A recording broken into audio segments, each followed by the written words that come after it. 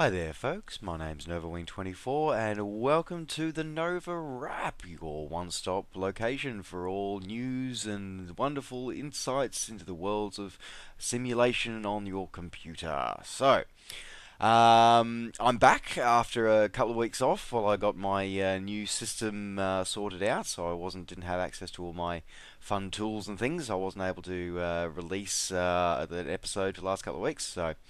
I'm not going to try and recap what happened during that time, even though a lot did, but we're going to look at the week that was. So, all right. Well, the probably the big one, the big news was, of course, EA's released its a new version of its flagship series, The Sims 4, was released this week. These yeah, not my cup of tea. I'll be honest, not my cup of tea. The whole life thing, yeah, I don't know, not my thing. However, it is a very popular franchise. I think it's EA's most popular, most successful franchise in its history ever. And to be fair, EA might actually, and hold on to your hats, folks, EA might have actually learnt something over the last couple of years about how to handle digital download releases and things like that. So, after the debacle that was the launch of SimCity last year, the release of Sims 4 seemed to go a lot more smoothly for them. In fact, what was quite impressive was the fact that they actually were smart enough to do the preload. You could do the preload system for anyone who pre-purchased the game. My wife was actually able to play it straight away as soon as it unlocked, which was really cool. And what was even better is that they did localize the unlocking to midnight or wherever you were, which was pretty damn cool as well. But anyway. Oh, sorry, excuse me, folks. So look, it's out, it's around. My wife absolutely loves it. She thinks it's amazing. Apparently, according to her, it's reinvented quite a lot of things. It's almost like going back to the beginning, which is good. It's good. It's a fresh new take on the series, which is a positive thing and a positive thing to see. So, and the overall reception seems to have been pretty good. A lot of people liking the new sort of emotions and the new ways of interacting. It's got a few little quirks and things like that. For example, you can tell your sim like how to walk. The style of walk they should have. So a lot more customization in there than in the past games. So yeah, it seems pretty cool. And if you're into it, you probably already got it. But if you'd never given Sims a try before, check out the videos. Check out some of the PC Gamer's got a not a bad little sort of initial look at it as well, and possibly might feature an episode or two. Some of my wife's new Sim family if she starts it off. Not sure, may or may not happen, but we'll see. So yes, that's sort of the big sort of one for the week. As I said, a lot went more smoothly. The usual obligatory day one patch to sort out a few sort of pre-release glitches and stuff like that. But as I said, the main thing seemed to be that EA possibly actually learnt something from their history with rather poor performances for pre-releases and stuff like that. So, yeah, pretty cool. Right, onwards and upwards. So, couple of other bit of news and things have come out at the moment. So we've got a new early access game available on Steam, The World of Diving. So the World of Diving,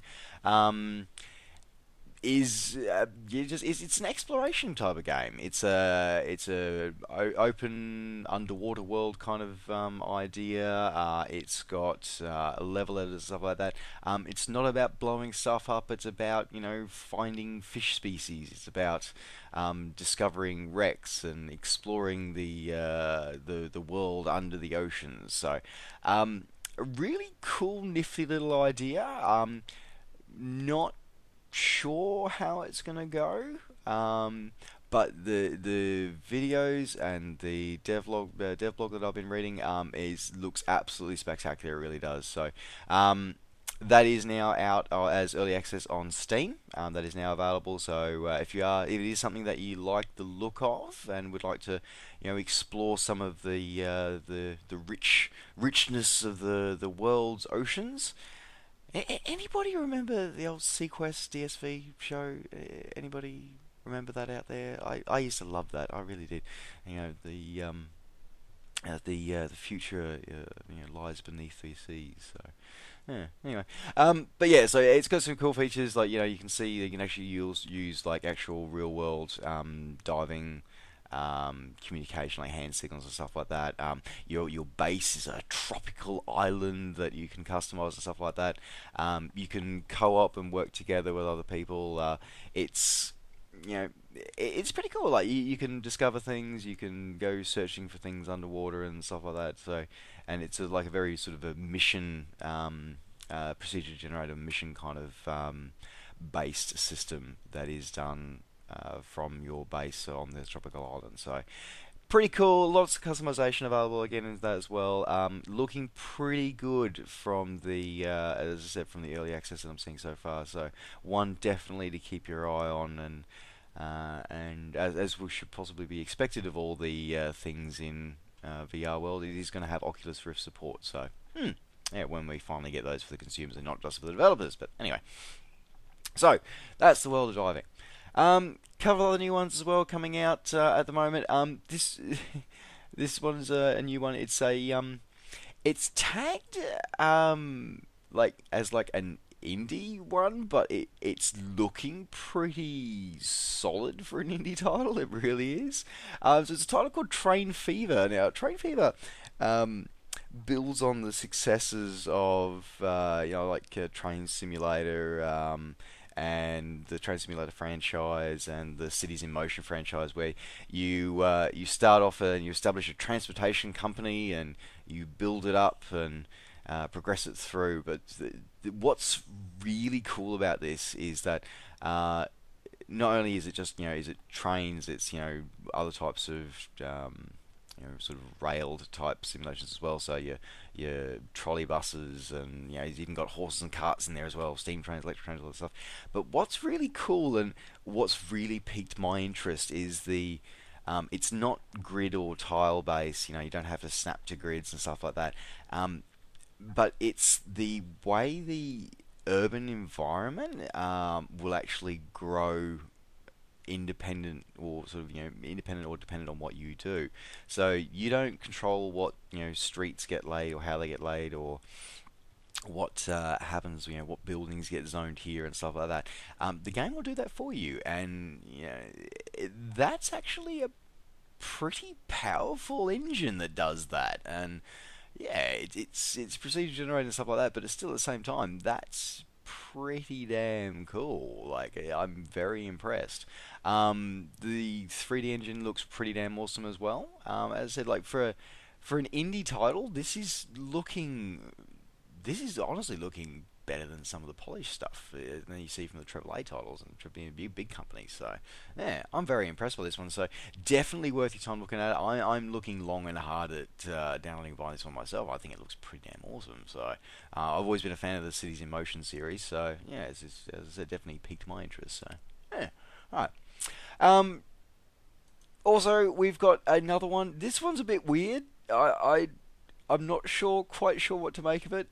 I think it's a little weird, kind of cool all at the same time. It's a title called Recycle, or Recycle, a garbage truck simulator. Now, it seems that we have a simulator for just about everything these days. We really do.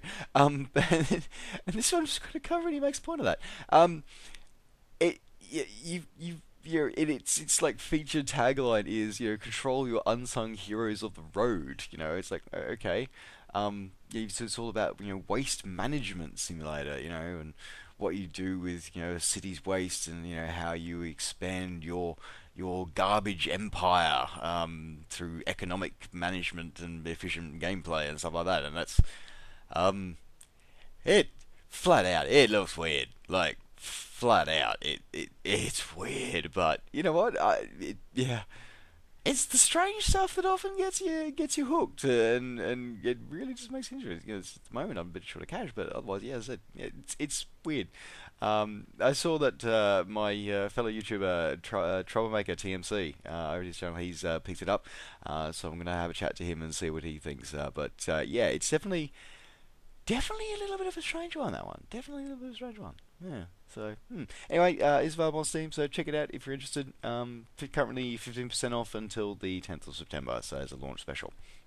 Right, now rounding out the news today, news from the wonderful guys over at Real Air Simulations. They have announced that they will now be updating their some of their major product lines to Prepared 3D. So that's including their Lancair Legacy and their Dukes, both the Turbine Duke and the Duke B60. They will be rolling these out and updating these for Prepared 3D, and they will be releasing that fairly shortly. They will not. It will not be a free upgrade for existing owners of their products. There will be a small add-on fee. Because in their words, it isn't just a straight port over. They have actually modified and customized things to make sure it works correctly and properly in Prepared 3D. So, with all the extra Prepared 3D sort of features and stuff like that all put in. So, yeah, that's pretty cool, exciting news. I'd be very interested to see. I have the Legacy and I absolutely love it. Thank you very much to my good friend Storm for convincing me that I should consider buying it. I did, and definitely have not regretted it. Awesome aircraft.